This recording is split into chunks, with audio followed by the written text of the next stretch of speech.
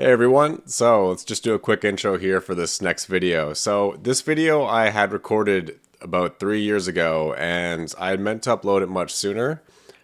Part of my, I guess, I don't want to use this word, but ADD took me a bit too long to get to. I actually basically edited the whole thing and I never got to the point of making a thumbnail, which was sort of the holdup at the time. And I had different stuff pile up. I'm not trying to make excuses. I'm just trying to say this is why it took so long. And I'm finally happy to release this video. It's just a recording that I did. It was an interview with a guy named Roger. So this was back when I was more actively involved in the crypto scene and the finance world a bit in that respect. So check out this audio and enjoy the interview. I'm glad I'm finally getting this out the door now. All right. Hey, Roger. Nice to meet you. Buoy, it's great to meet you in person. Do you prefer at this point to be called by your username or just by your real life? Oh, whatever works, really, personally. Yeah, Greg Buoy. I also go by Mad Perfect. That's like my Twitter handle. I've had Okay. that for like a decade now. So it's also like I like having it because it just seems like nowadays it's hard to get any good terms that are good SEO. So I'm like, oh, I got Mad Perfect. I got madperfect.com. So it's like, Mm. and then Buoy, I'm not going to get Buoy for anything, right? So I'll just have that as like my side name. But yeah, long story short, you can call me Greg or Buoy. You got it. Where did those names come from, Buoy and Mad Perfect? Oh, okay. So Mad Perfect, that was like over, like I said, like 10 years ago. Hmm. And I was just kind of looking for names that I could kind of use for like a brand, obviously. So, you know how around that time too, especially because things were becoming less available online, people were coming up with interesting names for their brand. Like you'd even see in town, like there'd be like a company called like the Purple Bicycle or something, right? Just like two terms that didn't necessarily merge together, but kind of Yeah. worked. But aside from that, I also was a big fan of Mad Men. Hmm. And so I kind of like actually like the mad part from like that part, like Madison Avenue and everything too. And then Right. perfect, perfect just, it was like, it was also kind of like a prominent word around the time too, especially with like dude perfect, I think also kind of played into that maybe a bit. I'm not sure, but, Yeah. and then probably the other thing was just that it was easy to pronounce because I think like certain words for whatever reason, I just necessarily can't say like quickly as a brand, you know, or sometimes you have to like, oh, is it spelled this way or is it spelled that way? But Mad Perfect, it's kind of okay. You get It's it, pretty right? straightforward. Yeah, that makes sense. And Buoy, yeah, that was just OpenSea because like I was just like, oh, I'm gonna join OpenSea now, and I was looking for a shorter name. Actually, on other like Discord before, I'd go by Burr, so I'd be Mhm. like under like either as Bill Burr or like Gucci Mane Burr, or Yeah. whatever. So yeah, it had various meanings for that too. I didn't just want it to be just Bill Burr or anything. So, but then Buoy was sort of similar to that. And it just, yeah, it was like a nautical term that wasn't taken on OpenSea. And I was like, okay, buoy, let's just run with that. Oh, like a literal buoy. Got it. Okay. Yeah, no, it was like literally just like, oh, OpenSea, like, oh, what's a sea term I Uh, can think of, right? And I'm yeah. like, all right, buoy. And it was short. So, and it was kind of cool because like now if I look at OpenSea names, like a lot of them are mostly taken, even just like the ones that are a bit longer than normal too. So, Right. but if I wanted to get my ENS name for Buoy, it's going to cost like $400 more a year now than if I had like a 5-digit one. So that's the difference for if you know about like Ethereum, the ENS Yeah. like custom names, right? Do you have buoy.eth at this point? No, no. Yeah. I remember when I first got my username and looked into the ENS stuff. I think someone had it for sale because they already bought it, but it was like maybe like a 1 ETH or something. But you still have to pay renewal on that every year. So Yeah. if it's anything less than 5 digits, it's a pretty good premium. It's like instead of Oh, paying like $10 a year, you're paying like $100 a year. And if it's like 3 digits, you're paying like 500 plus a year almost or something. right. So yeah, I have madperfect.eth, and so that's kind of what I'm running with, I guess. Nice. That's awesome. Yeah, yeah. How about yourself? Because I know you're heavily invested into the Solana scene too. Do you have any Ethereum assets as well, or? Yeah, so for me at this point, I have a handful of Solana NFTs, but I don't actually have any on ETH, mainly because it's just so expensive and I haven't necessarily found a particular collection that's resonated with me. But I'm sure we'll talk about that a little bit in terms Yeah. of, Would you why be I able like. to bring up some of these Solana NFTs too at all, or I Yeah, can maybe bring up my screen. If not, you can just do a screen actually, I share. can probably just, can you I can enable? screen share if not, but Let's see. I think I can actually go and find my Magic Eden profile. Yeah, that'd be perfect. Like having like just the account displayed, because I'm interested in having the first-hand perspective of like, oh, I like this collection, or I got into it at this time, and the reasons why. Because it's just I don't really get that sort of insight. Let's see. You can take your time too. Yeah, and then I know they had the recently they did the whole transition to OpenSea as well with Solana, and that's the whole side another topic too with Solana. I think within the issue with partly with the transition maybe to OpenSea with Solana is just the fact that so many people anticipated it. So then I think the price of Solana just started to climb so high that like Right. it was good, but then once it came over, people are like then seeing the Solana values just drop because that was like them selling the news, and then so it's like like instead of that spurring more volume activity and demand, it kind of like subdued it just because everyone's like, oh, I don't my Solana's values like just plummeting by the day now, basically, Right. right? And it went along with ETH and stuff too because they were also falling, which didn't help. So Right. it's been a crazy month for that. Yeah, it was crazy to see. Like, I'm not entirely sure what Solana started at towards the end of March, but it went up to 140 on April 2nd. And I think as of this morning, it was at like 199 or whatever it is. Yeah. So it's pretty insane movement for the last couple of weeks. But it's also cool to kind of realize that like Solana NFTs and OpenSea's decision to be more compatible with Solana kind of drove that price surge. Oh, for sure. And I remember last podcast I did just with Jack, I was talking about how OpenSea is just sort of makes or breaks like collections essentially if they're onboarded or not. Right. Again, like Solana has its own ecosystem a bit, so it's at least they have like people are familiar with going to those places. But in Right. terms of Ethereum, you almost need to be on OpenSea. Like, so how did you see the OpenSea launch kind of going for Solana? Like, did you notice some projects start to like on that date decide to then either do a mint on that day on OpenSea, or were you just kind of seeing if some like bigger collections on Solana transitioned to OpenSea and then started doing volume there? I wasn't sure exactly how that was played it out. Yeah, so I didn't pay too close attention to the whole Solana launch on OpenSea. From what I've heard, it didn't go all that well, like based on the fact that like you and the people on the Foundry server didn't really pay all that much attention to Solana collections, kind of is indicative of all that. But looking at the floor price for basically the biggest collection on Solana, it went from, let's see, like 20 Sol by mid Feb to Are you able to share a screen as well? Sorry. oh, Oh, sorry. still disabled. Oh, disabled. Oh, okay. Is that like my Zoom setting? Yeah. Oh, okay. I didn't realize that. Oh, here we go. Multiple. Okay, now try. I checked it to say multiple participants. Oh, okay, there we go. I didn't realize I was holding that up. Yeah. So this is, I believe, the biggest collection on Solana.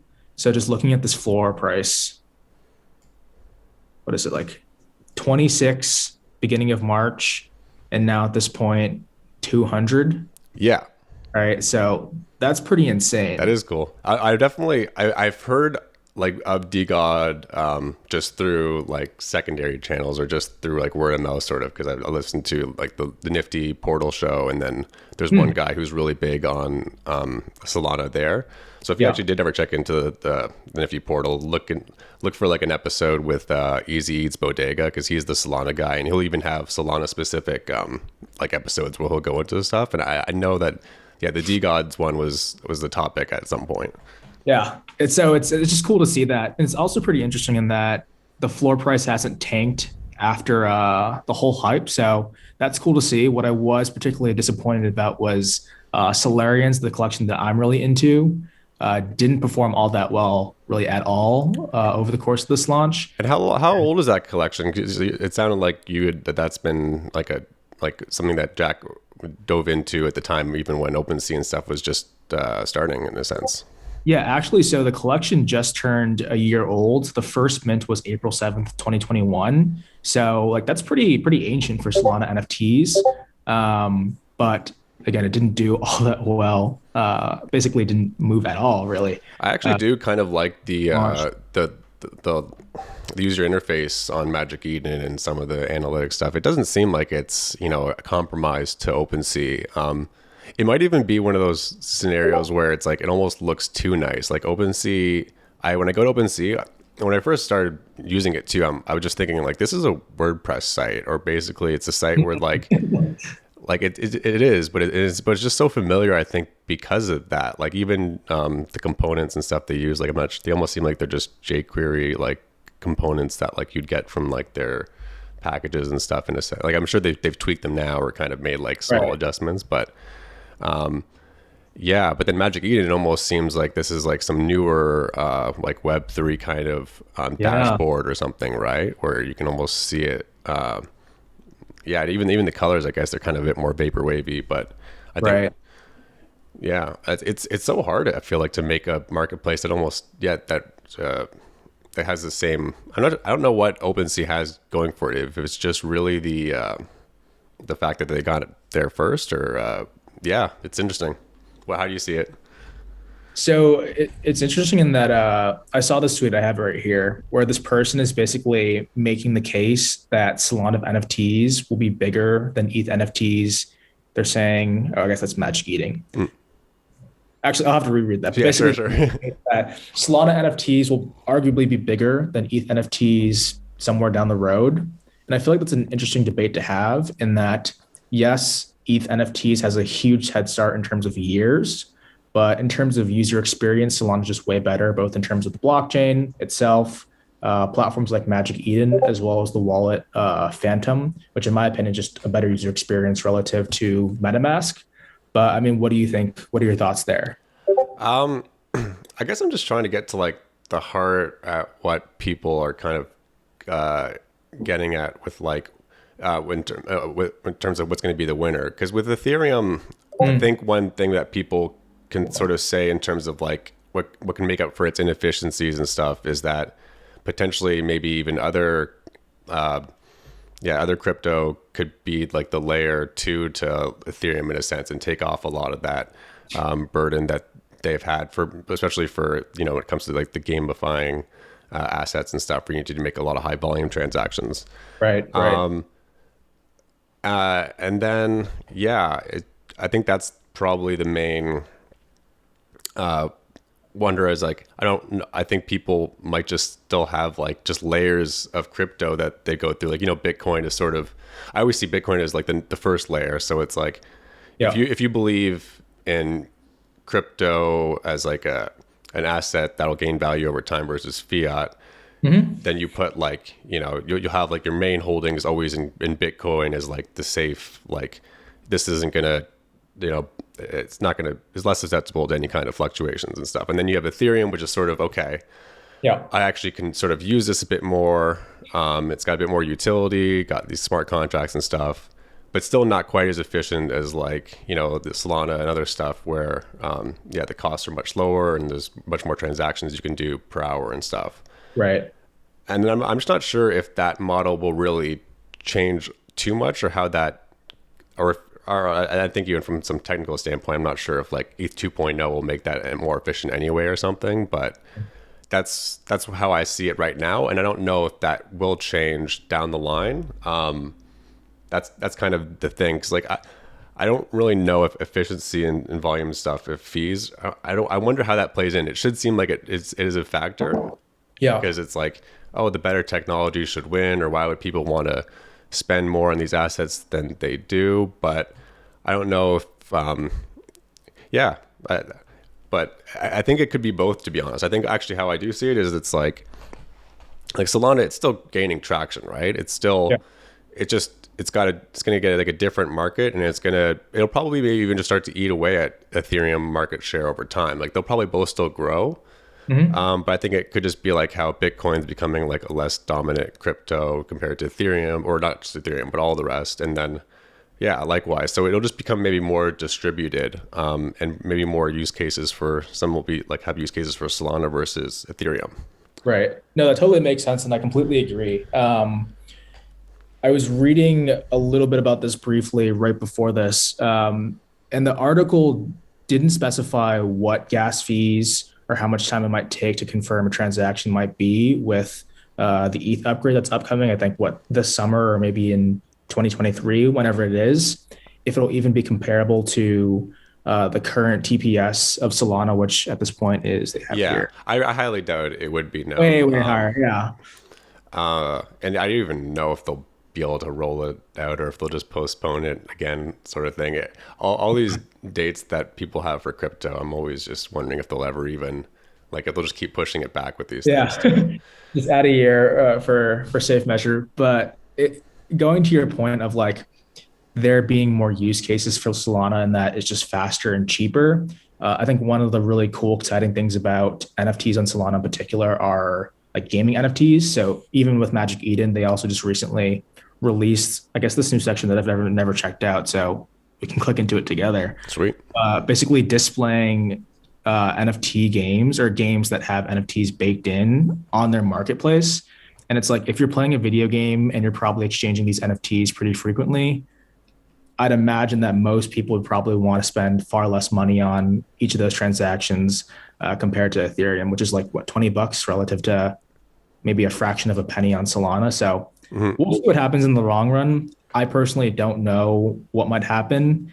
For me, I'll probably just stick to Solana NFTs based purely on like budget, but I'd be curious to hear what you think there. Oh, I think budget wouldn't like be the driving factor for me 100%. I guess maybe if you really needed to start out to just get an initial amount to work with, to play with, and then you want to grow from there, maybe Solana would be good to start, because if you really need to turn like, you know, like $200 into 500 or 1,000, then that would be the way to go. Yeah. Potentially. You can still do it with, no, you couldn't really do it with Ethereum just starting out. I think Ethereum just starting out, again, there's people who could probably pull off some miracles, but yeah, you need like anywhere between like $500 to $1,000 minimum, just because there's sort of reasons why, because it's like to list an item, first of all, in OpenSea, you need to like pay that fee, which is like upwards of like, can be like $200. So that'll eat away like 200 of your 1,000 or 500. Right. And then any good project that's worth buying into is usually going to be priced at least like 0.05 to zero point 0.1 ETH. Right. So that's going to be, like basically $300 to $500 at least for the NFT. Right. So then you're already at 700 with having to sell it and all that. And then, yeah, you probably want to cover your $200 fee that you've gotten from OpenSea also. So you need to make more trades and stuff, right? So yeah, you kind of have to like pay the initial upfront thing just to get into the ecosystem, I guess, in a sense first, unless like you just make one big purchase and it kind of like, you know, you don't really care because you're spending $4,000. Maybe you don't really mind if it's on Solana or whatever. It's just because you're going to be dropping a lot of anyway. But yeah, I think like if I were someone who was just getting into it from like an investment standpoint, I think ultimately I would switch over to Ethereum after like I've gotten at least like 0.2 or 0.3 ETH. And that I'm comfortable spending and trading with too. That's the other difficulty I think as well, is like usually you don't feel comfortable just playing around with 0.2 or 0.3 once you get that, because you're like, then that's all you have. So you want almost to have like, you know, at least like maybe half an ETH or an ETH first before, so you can just feel like, okay, at least I'm not putting all the chips at once, right? Right. But I think that's, and then it also comes into like value traps, because if you, I guess, I'm not sure if this necessarily applies, because you know, there's good opportunities on Solana as well, but maybe like a lot of the higher quality buyers are on OpenSea and with Ethereum. So if you're on Solana, maybe you're trading against people who are almost more competitive or more cutthroat, or who actually need to like exit much quicker, versus you might actually have more leeway on Ethereum, and just not have to stress out about as many people maybe backing out in some sense, especially with, I guess, Solana too, because there's more rugs, but that's probably a different topic too. Right. So yeah, it's the quality of buyer, maybe even quality of projects to a degree too. It's just funny that like as you list those things out, it just feels like the barriers to entry, just the gate to ETH NFTs is so high in terms of like If you want to list something, it costs $20. If you want to buy something, it costs $20. If you want to send it to a different wallet, it Yeah. costs X amount of dollars. I just can't imagine that, like or I would imagine that for the masses, that's just a really like unappealing, scary kind of thing, which is why, again, I think Solana NFTs are pretty exciting. But Yeah. again, based on the fact that ETH NFTs and OpenSea just has this huge head start, I guess we'll just have to wait and see what happens. Yeah, I think that's actually a good point because like the way I see NFTs or why I'm even in it and involved in the first place is like it's definitely not from like a collector first approach. Like maybe it would have been for the first couple, and then now that I'm into it more, it's a different thing because now I know different people who are in the scene. So now it's kind of cool for me to pick up their project. But Mhm. like initially, I wouldn't have cared to like pick up, a Gary V related project or something or whatever. And yeah, it wouldn't have had any appeal to me. But if you were like, if you presented the case to someone about what an NFT was, and then just explained to them like what the benefits would be, Solana almost would seem like the more reasonable pitch for like Yeah. what people actually want to use NFTs for, Yeah. not for speculative stuff or whatever else it is. Right. So like Solana might actually be more true to like the spirit of what NFTs are right now, which is like, this is like, because I think people pitch Ethereum NFTs as though they're almost Solana NFTs, right? They're like, oh, this is how great it is. You can do all this stuff, but like really you can't. But you could if it was a Solana one. But it's interesting, yeah. I think that's how it is. Is like when you pitch Solana NFTs, you're actually giving them the pitch of what an NFT is, and its potential and current utility and use cases, Right. not like a future kind of promise of collection delivering on some sort of rewards or being able to produce a game or something. Right Yeah. now, the Solana ones are currently utilizing the technology that's available and trying to actually make it something right Right. now. So I guess with all that considered, any plans on your side to hop into Solana NFTs, or do you think you'll stick to Ethereum for now?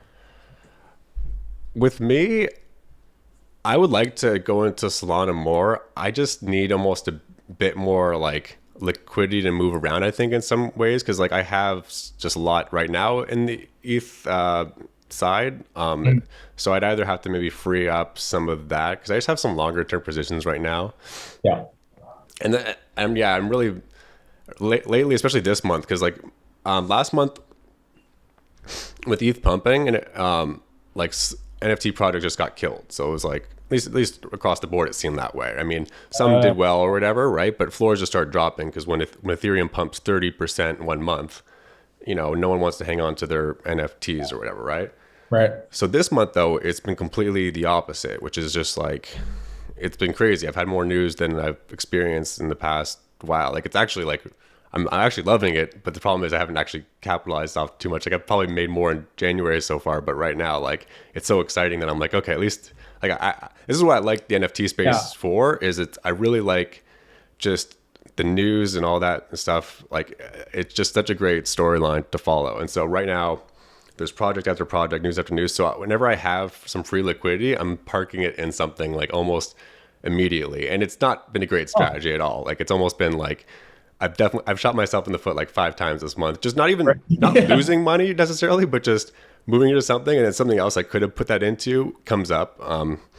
Like so right away one was like I put like 0.2 more Yeah. into Ape Coin because I was like, oh, I want more Ape Coin, which was legit. It actually still did well, but then that same like literally 10 minutes or maybe 20 minutes after I put it into Ape Coin and got rid of all my liquidity for that morning, Yeah. then like the Dennis Rodman NFT came up and it was like 0.05, which is really cheap just for like a name brand NFT that got on like the front page of OpenSea and stuff. Yeah. And like I probably would have pulled the trigger on at least like one or two of those, and because like 0.1 get two. Yeah. It's just like a safe like entry exit kind of. Right. But yeah, I missed out on that. Just really bad timing. That's all. I guess it kind of boils down to. So yeah, I need to work on so either I need to get a lot more liquidity so I can actually then go into Solana and like, okay, here's my Solana portion right now. Right. Or just need to actually like sell off a couple of ETH assets and then just get over the fact that like I'm not gonna like have this long-term position anymore on these ones. Right, totally. So I guess for you, do you feel like NFTs are an investment? Is it just a way of passing the time and having fun? Is it this idea of being involved in this early culture of this new version of the internet? Like, what Dude, is it good for you? questions. I like this. Nice. Yeah, I guess it's definitely all of them. There's always like a baseline of like I need it to at least be like investment somewhat, or at least like worth the time financially somewhat. So it's because otherwise it's just sort of a little bit too much fun and entertainment, but not actually capitalizing on it. Yeah. And part of what actually makes it fun and interesting and exciting is the fact that there are a lot of immediate opportunities and stuff. So it's really got a lot of everything. Like I like some of the collecting stuff, but then at the same time, there's only some stuff you can collect because the floor price will just drop out, even on projects that I love and I think should just do well. Yeah. Yeah, but I really like it, like for the reason that you brought up kind of at the end of it, just like I like to be in something almost. I want to be on something involved in something when it's early, Yeah. because obviously I was a little bit too young to get into like the very beginnings of the stock market, or I didn't even push all my funds into it in 2010 when it would have been good. Yeah. And then I missed the Bitcoin run, even the second kind of Bitcoin run, 2016. Yeah. And so 2021 was sort of like, okay, at least I'm going to get back into the Bitcoin run because I think it'll, happen again by 2024 or something possibly, who knows. And then NFTs were like, oh, this is now the new industry, the new scene, because it's sort of blending crypto with culture and art and all these other old industries, right? And it's really making it so a lot of these people can then generate their own revenue streams and stuff. So I really like the blend of the two, because I think with crypto and Bitcoin, a lot of the criticism, warranted or not, was like, oh, well, what can I spend this on or whatever, like, oh, what can I can't even, I can't buy groceries with this. But with NFTs coming around, it just gave this huge use case for it, whether or not like it should be like the ultimate use case for it, but it's given some people like an immediate use for their Ethereum that they have, or even Bitcoin, because you can just convert it to Ethereum. Right. So that I think it was just huge, because it's like, oh, look at all these people now that have a reason to get onboarded into NFTs that they never had to like get into crypto. They never wanted to get crypto before, but now they want NFTs. Or people who didn't like either of the two. Maybe you're an artist and you have a friend who's into NFTs and it's like, look, I can get you all this revenue you want for your project. Just launch an NFT with 10 items and we'll sell it. And so then they kind of get introduced to it. They get some assets, and then, reluctantly or not, they're kind of now a part of it. So that's why it's really exciting, because it's like, oh, this is the first year, like the first year of NFT launches. Like that's kind of, an OpenSea that just seemed like legit last year. I remember even sort of like looking at my OpenSea account. I'm like, oh, good, I got an account in 2021. Like that'll look good later, or it was actually hard to sort of even sell some of the projects that I initially got into, because that was sort of my thinking too, is like, oh, these are projects that are like almost like year one projects. Like they'll be worth maybe more later, especially because like, like people will look back on these ones as being like really pivotal collections, Oh, the one I keep mentioning on episodes was when I got into like Incognito. Right, exactly. Yeah. And so that one, it had 5,000 Ethereum in volume. So that's $20 million in aftermarket volume, not including how much the guy got on mint price and all that. So I just sort of figured, okay, a $20 million collection, that's going to hang around for a minute, right? Like no one's going to like just exit this suddenly, or, and some of that could be naivety to like the markets and how things work with some stuff. But it also just seemed like, oh, this is like an art piece. Like I even just saw some of them and I was thinking like, oh, this guy's got some cool ski goggles. Like that one day would be like in a cool like ski apparel shop. Like someone will want to display that because they'll recognize that's like Incognito, and they'll be like, that's sick. Yeah. But then, I think that's also, there's two things. Like one, I was maybe a bit naive, but then two, you also can't predict everything, how this space was evolved. Like I probably should have been able to foresee that like more collections would come around and get introduced, and that would sort of make the other ones like dilute the rest of them a bit, right? They wouldn't be as novel, or they wouldn't be like the only ones anymore. Right. But it didn't really click at that moment. So anyway, but I love just being in it right now because it's early, and I just want to, like, how I also see it in terms of like when it comes to like whether it's revenue or what I want to get from the space. Right now, the first year or so, it's almost like I want to just put in the time and, obviously try and get some like NFT assets along the way.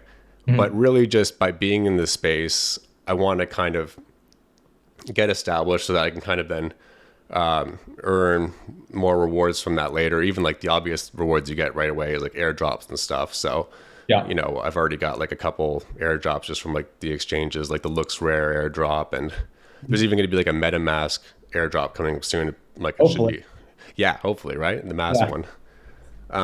So I just realized that the more you're in the space, the more you just kind of actually get rewarded. And I think that's like a whole other topic of like, I think right now there is definitely some like Ponzi element to like Ethereum and stuff to where it almost, you get rewarded for being in this space because they want to keep people around because that onboards more people. And Right. then the more people that just keep getting onboarded, the more it grows. So it's like, oh, we'll give airdrops to these people who have been doing all these transactions and who have been participating with us because like we want to keep them happy, and they'll keep spreading the word and get more people buying Ethereum and then buying into OpenSea. So that's how I kind of see it as like, oh, just by being here right now, they want me as like a spokesperson, and they're basically paying me just to talk about NFTs essentially and get it in everyone's minds right now, right? At least Yeah. until like 2-3 years once it hits like mass adoption, and then they don't need me anymore, right? But yeah. Right. No, it's super exciting. And I'm actually pretty curious to see what ends up happening with your Gary V sports passes and if those actually result in tickets and stuff like that. Right. So that's AJ, his brother's. Like he's the one who's mostly running it, although it also is the Gary Vee project because he's a co-owner. Okay, got it. Yeah, so that's at least assuring to me too. I think like AJ is actually really legit too. What really impresses me is how he actually was on Discord for like the past 3 days, talking throughout all the day, like from 12 p.m. to 12 a.m. and stuff. So Yeah. he's basically like a regular Discord member. In terms of the rewards, I think the ticket stuff would be fairly cool. I guess I'm more immediately interested in sort of if they have like a free mint that I can get from it, or just other things that can kind of keep it relevant. But the tickets will be cool. I'm not in the States too, so anytime they have like an event or a ticket thing, I'm like, oh, that's nice. But then I'm like, wait a minute, I can't go to that. But I think with him, how it would work is you would actually be able to sell the ticket or something anyway. So if you got like if you wanted a free airdrop or something, you'd be able to do that. Right. He was on like the Nifty Alpha Portal morning show this morning, and so he actually did a whole rundown for like 20 minutes on the different stuff, and that actually got the price boosted up a bit too, like at least short term, because like the host bought in, and everyone else bought Yep. in, so it's kind of a nice little bump. But with him, it's just like him and his brother are so integrated in NFTs, and they're such news machines that they just can kind of find angles to kind of get people to buy back in, and then they also use like the secondary volume, I would imagine, to like keep Fund fueling it. So Right. I think even getting in on a Gary V or his brother's project right now is just such a solid like long-term play. Not even necessarily long-term, like it could be something where it goes up to zero point 0.6 by next month or the end of the month, but Right. I just know that because even Gary Vee in the Discord, like I had a screenshot I even posted in the insider trades, just like for some alpha, which is just Gary Vee even posted like, I think you guys will all be pretty happy by the end of this year, right? Yeah. And just like little things, which is just like even AJ commenting or Gary Vee commenting, like someone was complaining because like, oh well, like I got in at zero point 0.6, so it's like you're gonna have to really do a lot now to like get things right. And he's like, and then AJ replied like, well, isn't like it should be our job then to try and make you happy at some point, right? So like, with that price you bought in at, and so it's like, oh, so you actually like you're confident. It's cool to see someone. Yeah. It's all about like it's about spreading like confidence and all that too. But I actually do believe like he's in it for the real deal. And then Right. if you also look at it from another perspective too, I mean, the guy refunded like 200 Ethereum and like wasted gas fees that people went through, which he didn't need to do. It was just because like people were noobs or not noobs, but they were greedy or whatever, and they decided to mint something with a really high gas and they didn't know what was going on. Mhm. And like regardless of whether or not that was a good strategy or tactical move or whatever, what it also showed me is that like this guy can like give off 200 Ethereum just like that. Like not necessarily like he got that in royalties from the sales and stuff too, but like if he needed to pump the floor or do something like hire someone to get Right, you're activity going talking with the about project, like right. he just dropped 200 Ethereum just off the get go, just for like Just, whatever. just to keep the community happy. Yeah, right. Yeah, like he for them with Gary Vee and stuff. Again, like this may not be the greatest word at all because it's disparaging, but like it's just they got one of the better Ponzi kind of systems going, where it's just like they reward their earlier investors Mhm. and people that stick with them, and they're in it for like the 5-10 years. So it's like, look, if you just hang on with us, we're gonna keep onboarding more people into the Gary Vee ecosystem and Mhm. keep hyping up our projects because they're gonna keep doing well over time Mhm. and just stick with us because like that'll eventually pay off for us because we're the best at this. Like we're going to be on Twitter more than these other project people who are going to promise things that aren't going to deliver. Like they'll Yeah. actually go through the work and get all that news out there and then just stick with them and then you get rewarded ultimately. But again, it's all just because like people want to buy into Gary Vee, and then by you holding on, it keeps that momentum going, right? So Right. it's a little bit of like a scheme in a sense, but it's like an abstract one. And it's like how everything works in real life too. It's not like NFTs are necessarily a whole different system that people have been using in the past for getting people on board with like a new company or a brand or something, right? Mhm. It's just sort of like different way you can kind of look at it with NFTs because sometimes NFTs, the Ponzi element could be a lot more obvious with ones that like pull the rug out right away. Yeah. What I love about the particular project is that I'd imagine that someone like Gary Vee and AJ, is it AJV? Is that his name? Yeah. It's AJ Vaynerchuk, I guess. Yeah, yeah. All right, exactly. Those two, they probably have the actual network to deliver on the promises that they had with that project. So really, really eager to see what happens with those passes. You got the basketball and volleyball ones, if I remember correctly. Yeah, I got actually it's a way to end this wait, screen share now. I think here it is. Oh Stop. yeah. Oh, I got it now. Okay, good. Get the full screen going. I have the basketball one. Actually, I'll bring it up my screen now. Screen. Oh, there's my desktop. My messy desktop.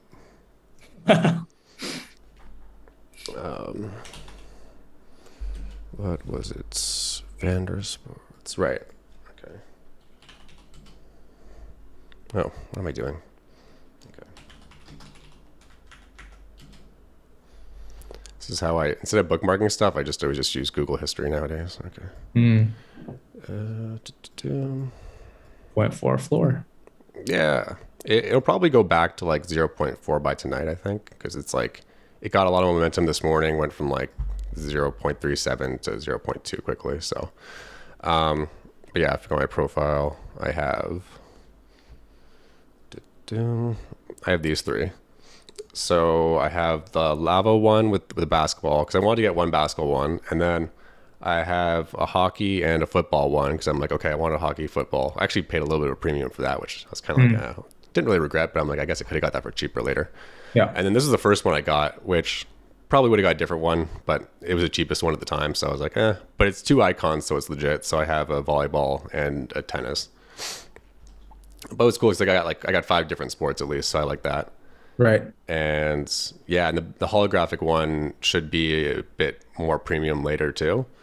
So I even had a bubblegum one at one point, but then I just liquidated it because I was like, I got too much in VSP right now. I have enough already. Yeah, and That's it was actually a snipe too. So I was like, okay, I got to sell it just at cost anyway. So pass off the profits.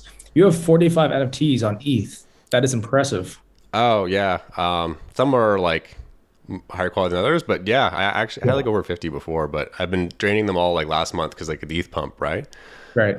So I'll go through them quickly, even why not? Because I haven't done that yet in an episode. Put this over here. What I love about this last project is that, I mean, and feel free to comment on this. No, sure. You feel like you're finally getting to exercise the utility of some of these collections finally, where there are actual, tangible benefits to holding them, or at this point, do you feel like it's generally just a lot of art collecting? Well, it does go in trends. So I think right now, even a lot of the like the art PFP stuff, even with speculators now, is starting to die off a bit because like we're all just sort of tired with like some of these bad art plays just really not holding around because they don't even the cycles don't even last as long too nowadays. So if you do buy into one, the floors fall out quicker or the prices don't pump as high a lot of times with just like the art ones. Right. And it's kind of a shame too because like I think when I first even bought like the Incognito and stuff, it's like, oh, I was actually excited about the fact that like people like this at this price point for this art. So I was like, oh, cool. Like we could all have these digital assets that people really like at this price. So, Right. so yeah, I don't see that as much now in terms of actually getting utility. I think there are ones where like you do get like good rewards for it and that's appealing. I'm just not sure how much that counters out the speculative element for people that want to buy in because a lot of the buy-ins are still so high that like you have to have some speculative like reasoning behind why you'd want to pay because even like the Gary V one right now you'd have to buy like 0.4 is over $1,000 or whatever, right?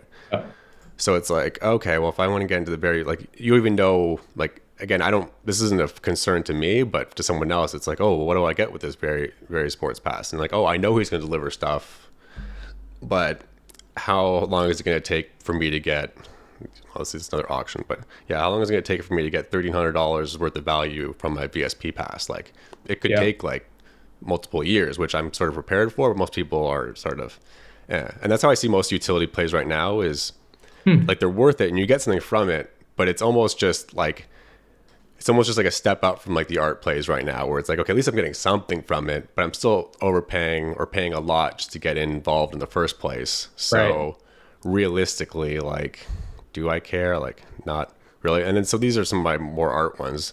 These are ones I probably won't sell unless I get like some reason to, I guess. So, you know, my two Incognitos, I had 4, I got rid of 2 and the ones I got rid of, like I recently got rid of them for like pennies. They were just sort of, I wanted to sell them almost as like a statement because how probably low the price went on them. So here, this is my very first project too. Yeah.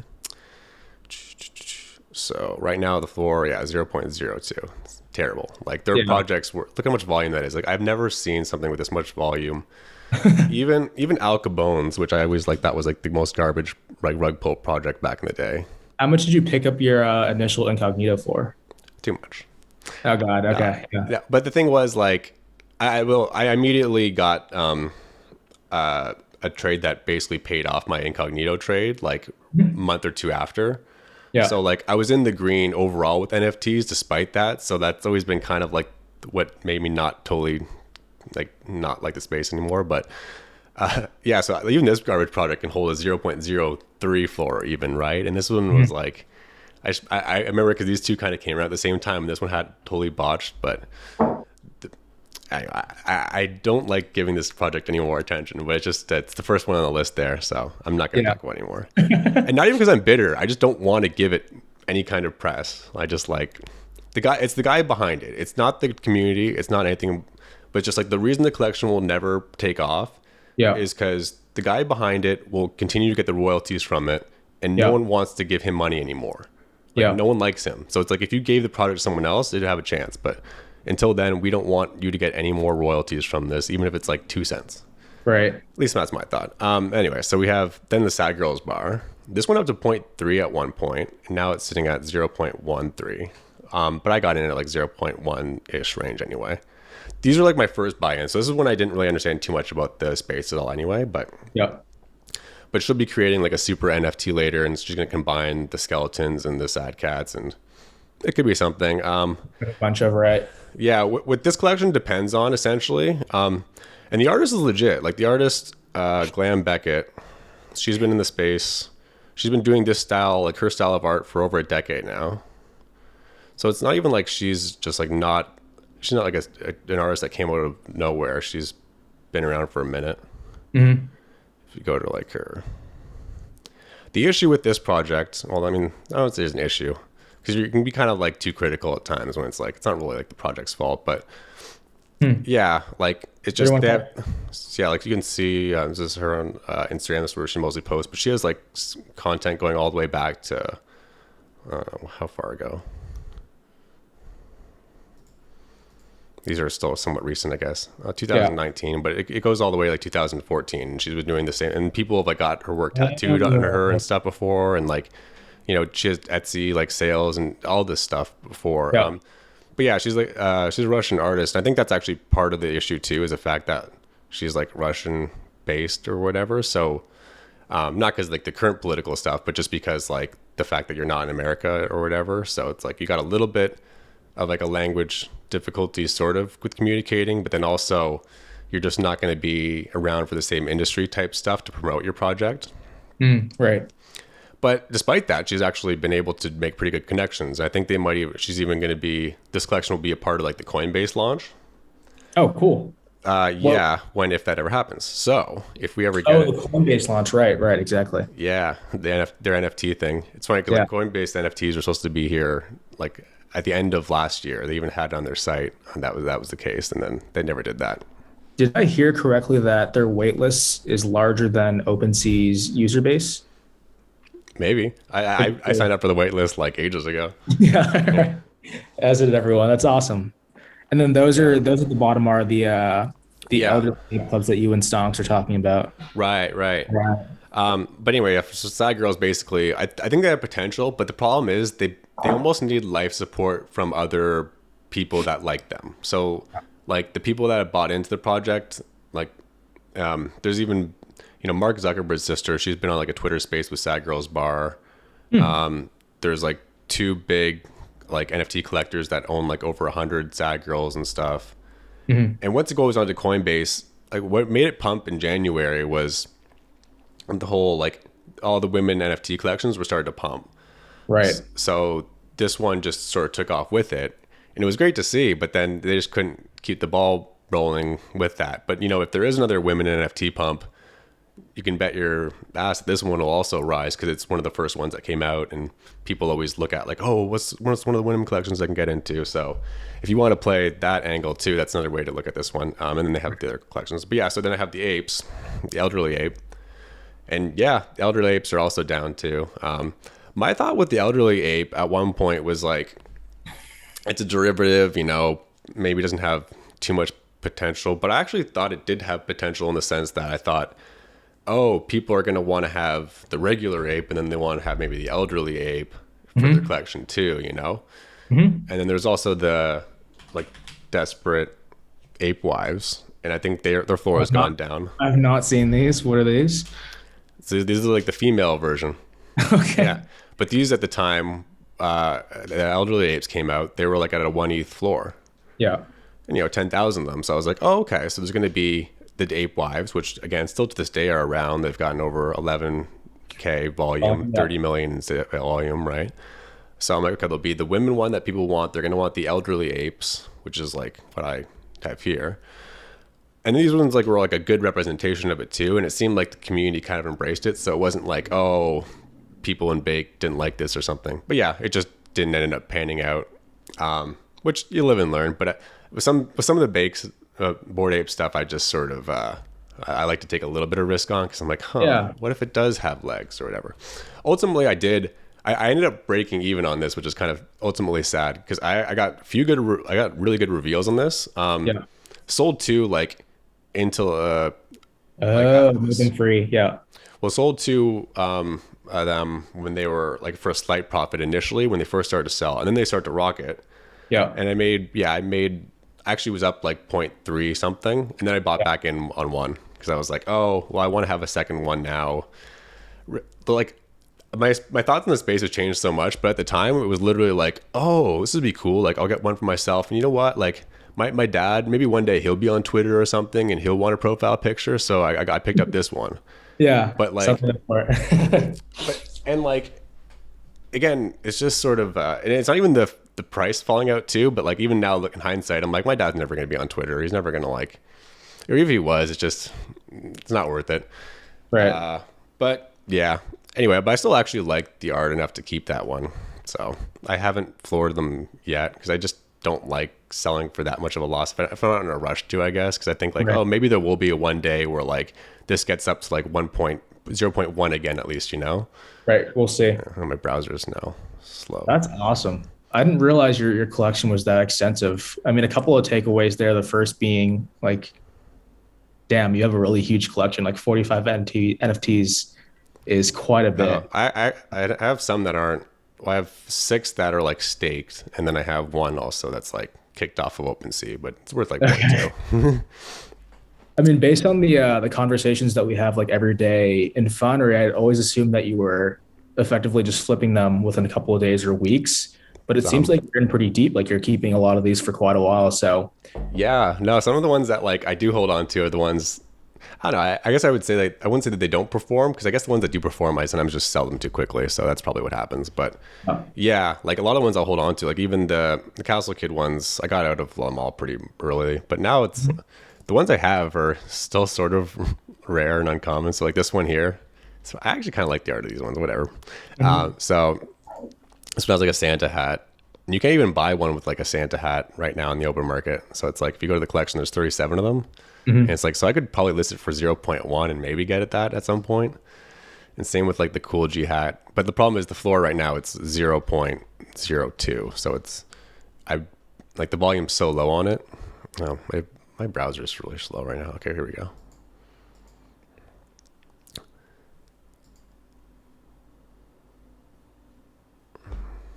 Yeah. So the floor is pretty crap. yeah. Let's see the activity. Yeah. Pretty stalled out.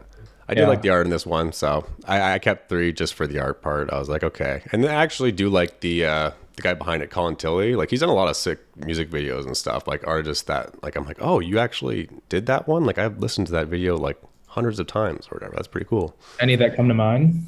It's like like one in particular was like John by Lil Wayne and stuff, or even I'm like, you Oh. did that song? And I was like, Oh, that's great. okay. Yeah, right. With like and he also did Look at Me Now with Chris Brown. Oh, that's awesome. Yeah, like he's done like he did Wet Ass Pussy. Like he's done like these big huge name songs, right? So it's Yeah.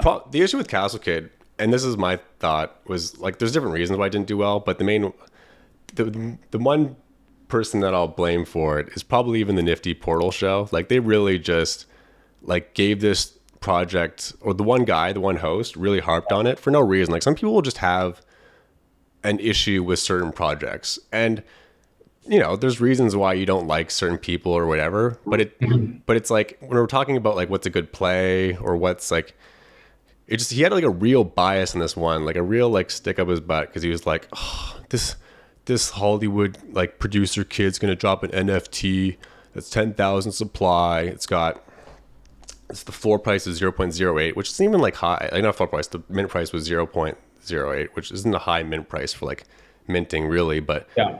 again, he was just, for whatever reason, really wanted to harp on it. And yeah, even contrasted it to like their own NFT, because they're like, oh, we're gonna be launching one in a month, and we're gonna only launching it for like 0.05, and you know they end up launching it for 0.6 something actually later, but whatever. Yeah.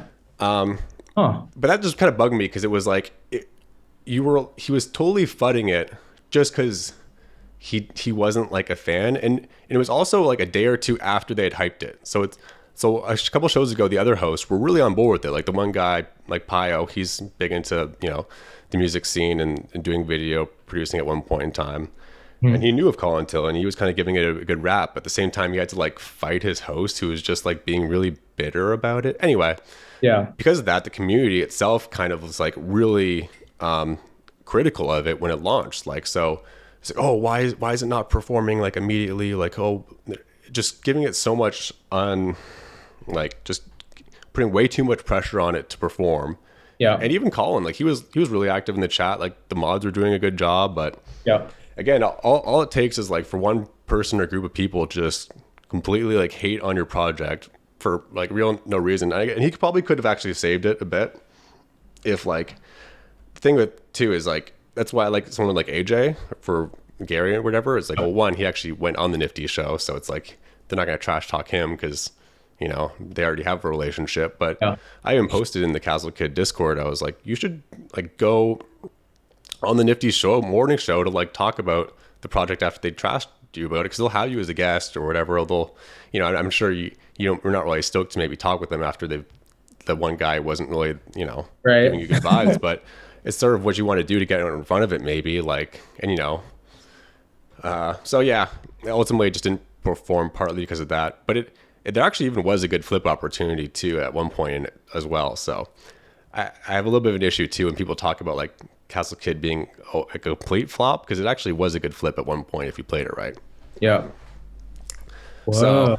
yeah, and then I have 3 of the Urbits. So these are like I need to actually use these. So these are essentially like creating a decentralized like web host space for yourself in a sense. Like these are What are these? So if you go to Urbit, this is just like the OpenSea page, but you can actually buy these planets. And it's like I own 3 planets, but you can actually like they actually even have like stars and stuff, and the stars are worth how many Ethereum? Oh, they've gone down. Okay, it's still a lot. But these are essentially like servers that are kind of located different spaces. It would take me like forever to explain it, but essentially it's leveraging Urbit OS, which is supposed to be sort of I can't do this justice Another enough. episode. Yeah. Yeah, I wonder if even like the website would kind of give some sort of just brief. Oh, don't go to live.buy. I'm not trying to buy Urbit right now.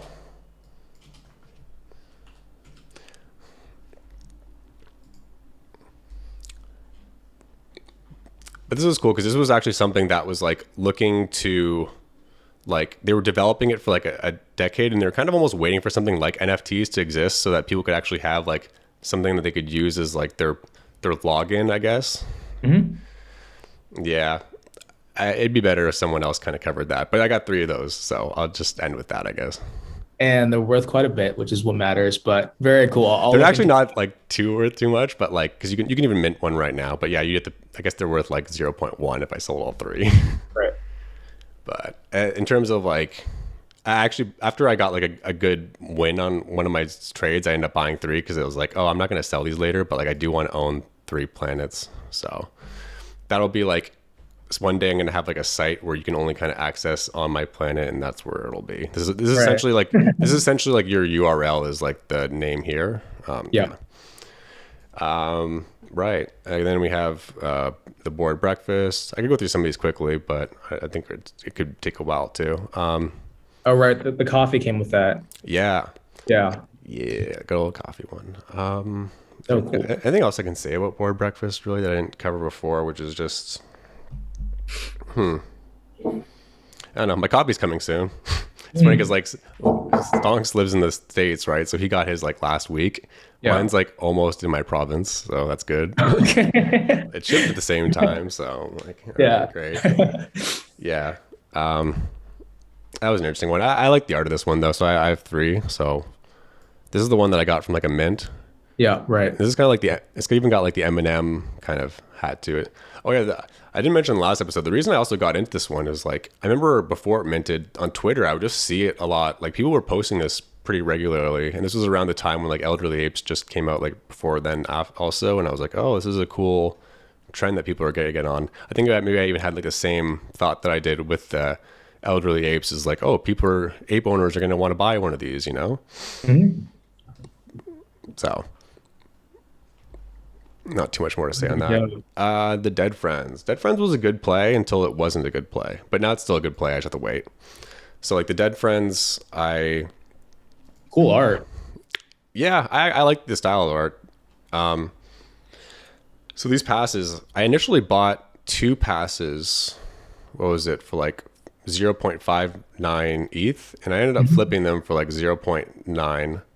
Oh, wow. Yeah, so I got like a 0.4 profit off of flipping them, and then I ended up buying my hyena unrevealed. Like I ended up buying like a one that wasn't revealed. This is the one that was that hadn't yet been revealed yet, and then I found, and then ended up being this, which is okay, but And then when I bought in, it was at 0.75, and that was the cheapest unrevealed hyena you could get. And now Yeah. hyenas go for like 0.3. But there was a time where you couldn't even get like a hyena for like it was, they're all priced at like 1 ETH. So they Yeah. really just dropped in terms of like even like what I thought their top was. I was like, oh, okay, maybe they'll stabilize at around like 0.6, 0.7, but now they stabilized a lot lower. Right. I bought this one just for I wanted to have one as like an avatar. So this is my avatar play. Yeah. And then this was like another purchase where I was like, oh, I'm going to buy into these pass because now that they've fallen so much, like, and this was actually during, I'm not sure if this was during an ETH pump or what happened, but floors were just crashing. So I was like, oh, I'm going to buy a knife that's falling. So I bought this. Yeah. And I bought this for 0.5, was it? So I'm down like 0.17 on this right now. Yeah. What's happening with Dead Friends is like, it's an interesting one because they don't, how do I sum it up? Like they were sitting at, the Dead Fellas were sitting at like a 0.5 floor for forever, but then they kind of climbed up to like 2 ETH one day. It's an interesting price history. I'll get to like the main point in a second. Oh, right. So let's see if I go all time here. So this is the price history for the Dead Fellas, which I always kind of thought was interesting. Is like, so it starts out, and they're starting out at like, oh, come on, give me the reading here. OpenSea, okay. Well, yeah, so they're kind of trading around 0.2 for a while, 0.3. But like to hold at like 0.3 for like a couple months is pretty impressive sort of for NFTs even, right? And then it kind of goes up to here. It's at like 1. And then it dies down to like 1-ish, just under 1 now, right? But it's still holding, right? Like it's just interesting because it's like, why would, like, because these projects just die after months usually, but this one's just still hanging around. So that's weird.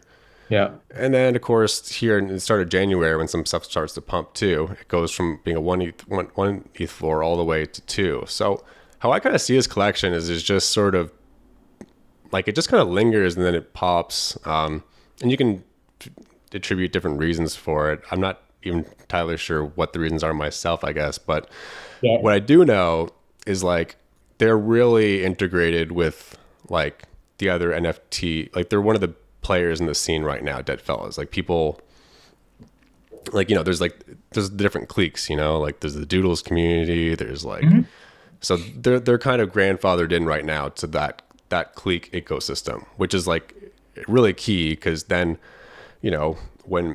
when Bored Apes releases their Otherworld Land or whatever, they're going to incorporate the Dead Fellas. Or when Coinbase launches, they're going to have the Dead Fellas on their collection on the homepage, So, and even right now, what's rumored to be happening is like they have a roadmap. They're supposed to be released, I guess, for March, but they can't actually release a lot of the details or the roadmap yet because I think what's happening is like they have a lot planned for whatever Bored Apes metaverse could be even. So it's like they have all this stuff that just like they can't disclose yet, like NDA stuff, but it's all gonna like happen probably at once, possibly even this month. So like you could all of a sudden see like, oh, now Dead Fellows are gonna be eligible for something. I don't know what it is, right? But they've been doing something for 2 months now, like without putting out any real news. And sometimes that can be concerning because you're like, are they doing anything? But I actually have good confidence that they're doing something. Because even the people behind it, like Betty, who runs it or whatever, they just seem genuine. Like whether or not, you can always like value things on different stuff. Like, well, they can be genuine, but are they competent? But I'm like, well, as long as they're genuine, that's good enough for me, I guess, right? At least if you're actually like, I know that you're trying. Like, hopefully you can execute, but at least that's good enough. You're sort of trying, I guess. So that means for you, just continue to hold. Oh, continue to hold, yeah. So I'm gonna wait till. I have different catalysts for this one, so I'm either going to, wait till they announce some news this month for the roadmap and the Bored Ape metaverse. Maybe that'll be a thing. By June, these passes won't be valid, so I either have to use this pass or sell it, and maybe they'll actually have some thing that'll come around in June that'll be like, hey, like here's a reason to burn your pass or something, or this pass is actually now worth even more than the Dead Friends because you kept it so long. Like I don't know, right? Yeah. So June, that'll be another catalyst. But yeah, you're just waiting for something to make it rise up a bit more again now, to kind of liquidate it. I Totally. guess alternatively, I could sell now and try and, make money with the ETH and then put it back in later. But that can kind of get messy because then you can kind of miss the rise and stuff too. Yeah. It's the same thing with this Huxley play of mine also. So I got this, paid 1.2 for it. The day I bought it, I was like, why did I buy it for 1.2? Because like I realized it was kind of like a local high, and of course like the next day it went down to like 1.1, and then down to 1 the next day. So I was like, oh, okay, I definitely could have got in cheaper if I didn't for some reason buy it that second. But then it actually went up to 1.7 after I bought it. So that was legit. And now it's back tier to 0.1, 0.96. It was actually at 0.8 a week ago or something. So it's so funny. I wish like you're detailing all these stories and when you bought and sell, but I wish there was just some visual for this with an OpenSea or just some other platform. oh, you're seeing my screen though, right? Or no? I'm seeing your screen. Sorry, okay, yeah. I was like, you got that right. Yeah. Surprise. Seeing a chart of the floor price and then when you Oh, bought and sell, just so you can have a bit of a visual story there. But right. Well, I can show the the activity and the collection yeah, a bit. And yeah, I did buy at 1.2. So let's see. I would have bought this. The problem is also that it's going to show you the floor price for the whole collection. So it's not going to show you like the issue one. right. So I'd issue one. So yeah, I'd probably bought like my second one sometime around here when there was all this volume.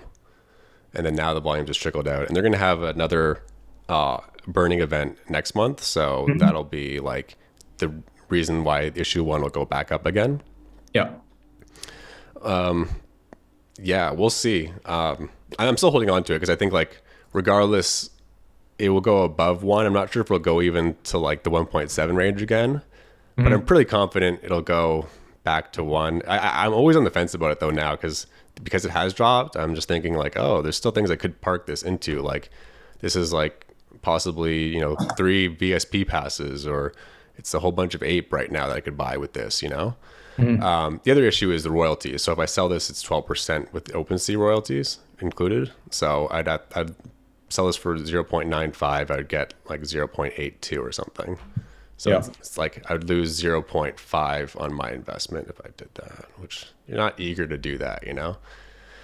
So yeah, ultimately I actually have profited off of this collection as well. So Right. like the other issues that I have sold already of this, I did profit off of. So this one, I'm not exactly like at a loss for the collection overall. I just have to kind of play this one right.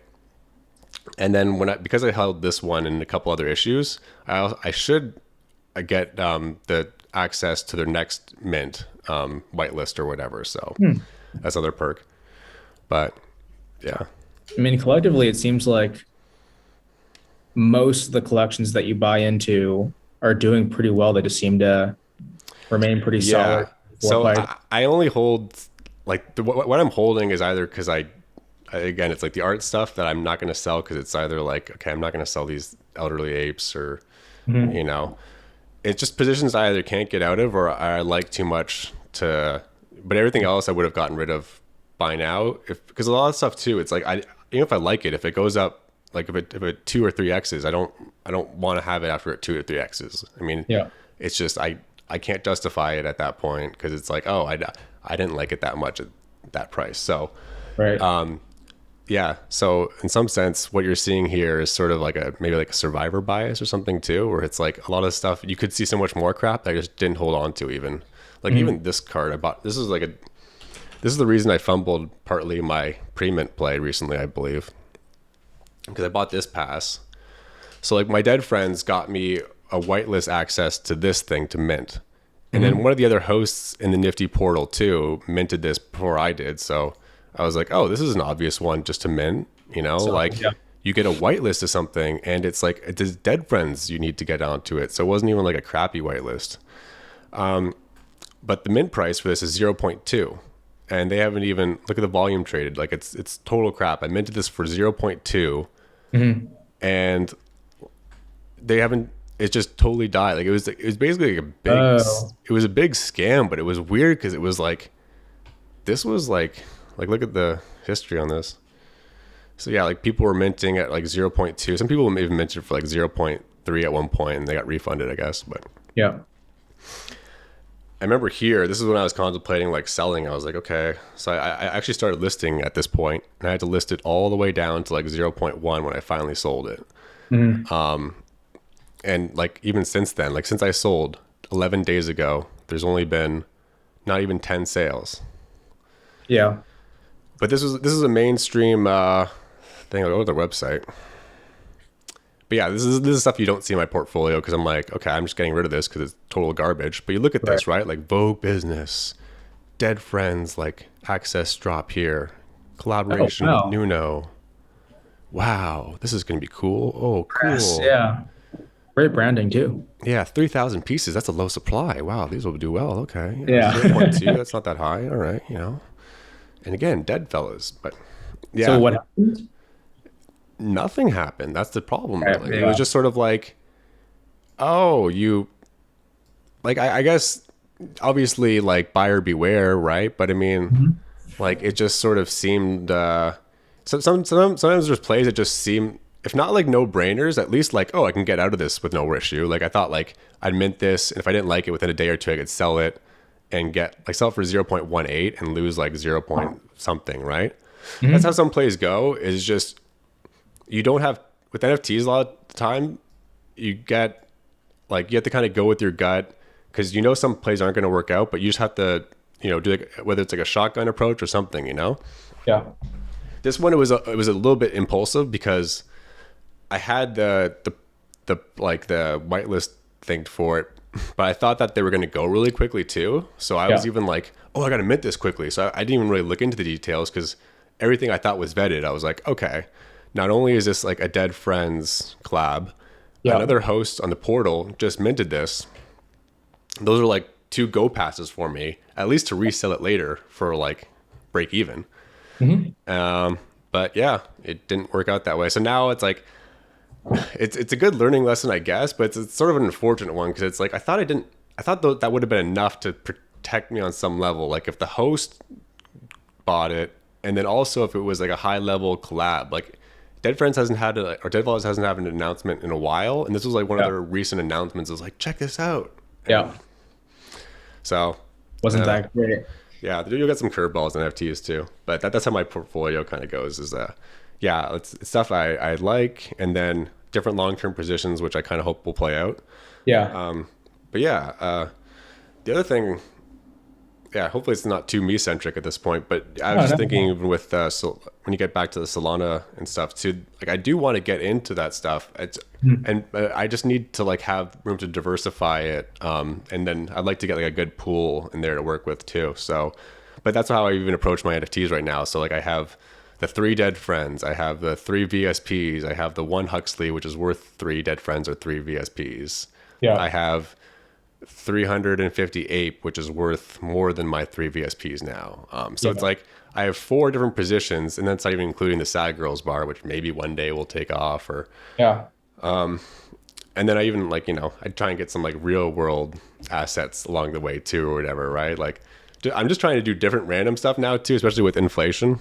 So I'm like, Okay. okay, I know like just different things that I wouldn't normally do. So I was like, Yeah. I picked up like a Lego set the other day, just resell later 5 years down the line, Oh, right? as a collectible, I A see. collectible, Interesting. yeah. Like I was never a Lego guy. I never like not even like as a hobby sort of thing. People who are into crypto, a lot of them actually are into Lego, so that's kind of an interesting correlation, I guess.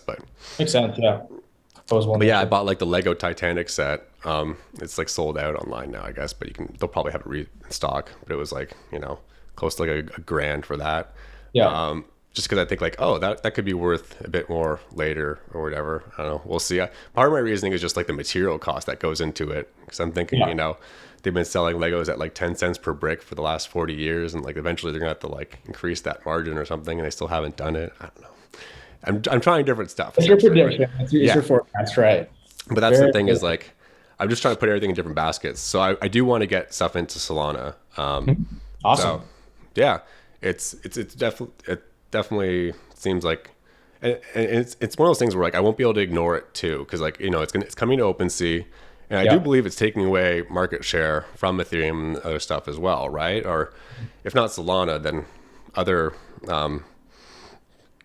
yeah, other crypto right now are trying to get into the metaverse scene as well. So it won't Right. always be a one party thing, and there'll be different use cases or even different tiers potentially. So Right. It's yeah, super exciting. We'll see what happens. yeah, Still sad that Solarians didn't do all that well, but I think similar to you with some of those collections, I'm just willing to hold forever because I like the art. I like the sentiment in the community. We'll see. yeah, and it's also like because like the ones that I hold on to for like the art and stuff at this point, it's just they're really almost not worth it to sell at the price that I have to sell them Yeah. at. That's kind of the reason too. Well, So it's like I've sort of fallen out of love with a lot of these ones too, where it's like okay, I could sell it, but I do have a hard time with some of them for sure because it's especially like the first ones that I picked up, or even like the Sad Girls Bar ones. I was just like, oh, but you do kick yourself. What you do realize though is you really don't like yourself later when you don't sell when they pump, because you're like, okay, I could have bought back in then later and just bought more of them if I like this collection. You know, that's the other thing with the Sad Girls Bar. They went to 0.35 actually. I could have sold two of them. I yeah. had enough to buy like five or six more today. So that's the other thing is like you don't almost want to get too attached to the art if it's at a high price, because you're just like, that's why I said it, if something 2 3x's I have to sell it, because it's Yeah. like it just doesn't make sense, because like even if I like it I guess I could just buy it again later, or if I can't buy it again later then well, you know, I got 2 3x from it I guess, so I'll live with that. But yeah. Crazy roller coaster. I wonder if there are ever instances where like you just have so much conviction and love for a project and collection where when it actually dips down and goes down like half price, you buy more. Does that ever happen? Yeah, that's kind of what happened with the Dead Friends even, right? Because Yeah. it like I flipped like the two passes for 0.9, and then I'm like, okay, now I kind of want to get one, because I went through Stereo Collection for a while too. You actually do sort of like the collection or some of the assets, Mhm. and that's actually, to be honest, that's where I lose most of my money on plays, is just buying back in because I like them. Not even because like, oh, I think I'm gonna flip this now and immediately later. It's like, oh, cool, I can get back into it. So the Elderly Apes I bought back into, which was dumb. Mm.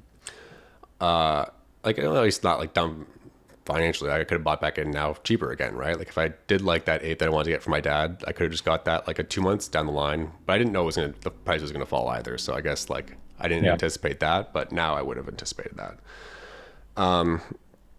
Another one that I bought back in, even like Noodles, which is like the Doodles collection. They have like a derivative Noodles, and I bought back into that one.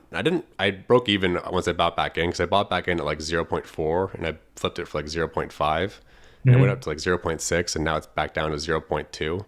Yeah. Yeah, even, yeah, I definitely, anytime I have lost out, it's usually because I buy back in. Yeah.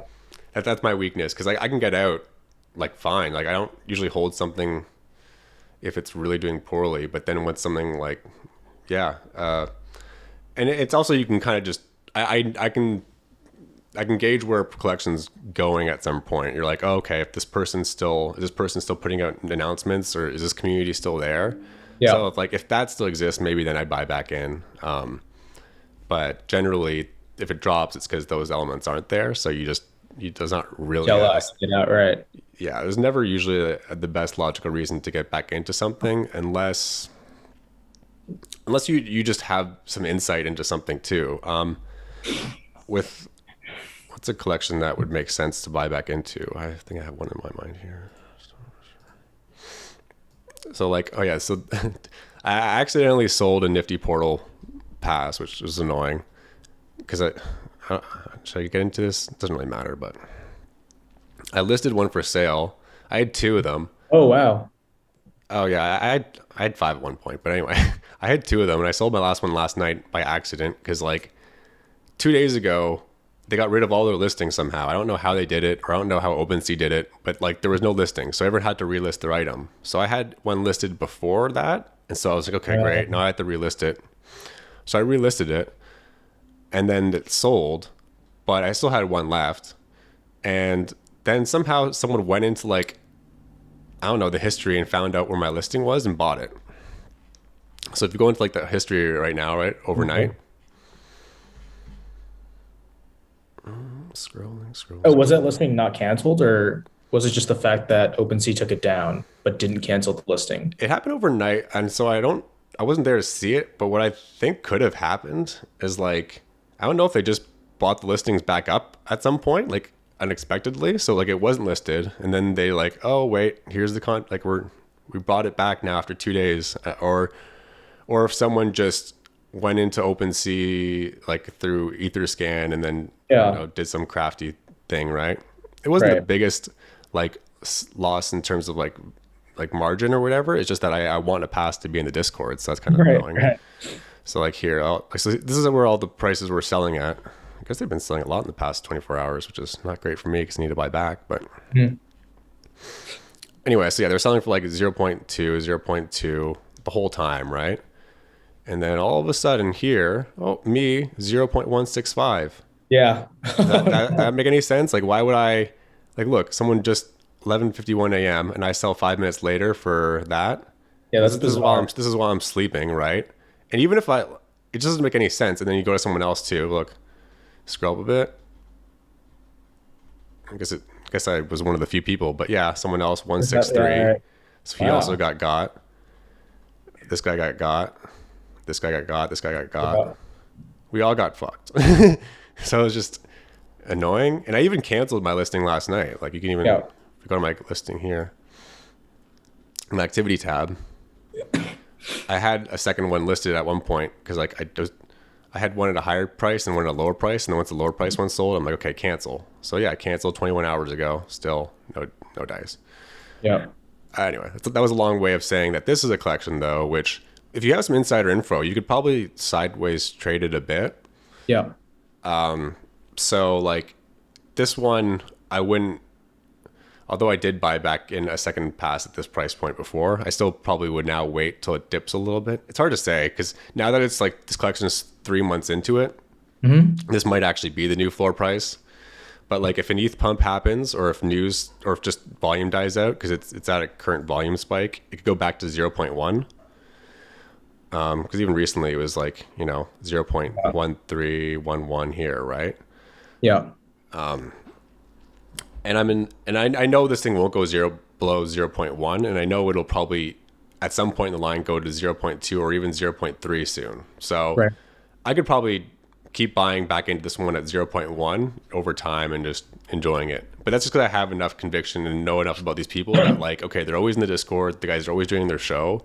So there's no reason why, like, that's why it's kind of funny when this one's only like 0.2, because like in some sense I get like so much more out of it than some other passes, but like I'm not even using my VSPs and they're worth like that much more, right? But like I could actually use this pass right now and stuff. So On a side note, it would be so cool if a lot of these listings had more comprehensive data listed. So like social metrics, price change over X period of time. But anyways, I digress. yeah, or even just being able to see like more accurate price points Yeah. of like, 'cause people always wonder like, oh, what was Bake selling for, or Bored Apes, what was the floor price at this time, right? Because they'll always compare like what the ratio is for the derivative collection to the main collection and if Right. it's changed and stuff. This is one I actually would probably buy back in again, maybe to Dead Friends here if I didn't already have three. Yeah. I was Right. even sort of tempted today because I was thinking like, oh, now that I sold my Portal Pass, which I didn't want to, but maybe I could just buy one of these now with that extra Yeah. bit. And I haven't had a snake yet, so this snake is actually pretty legit.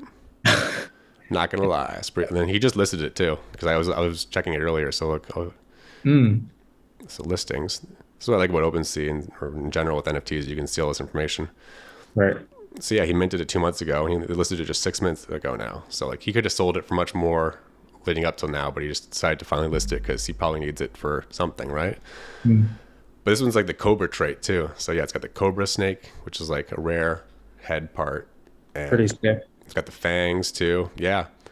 So this in a sense is like an obvious buy next month. Next month, this will be 0.4 minimum. It's just hard for me to buy right now because it's like I have three.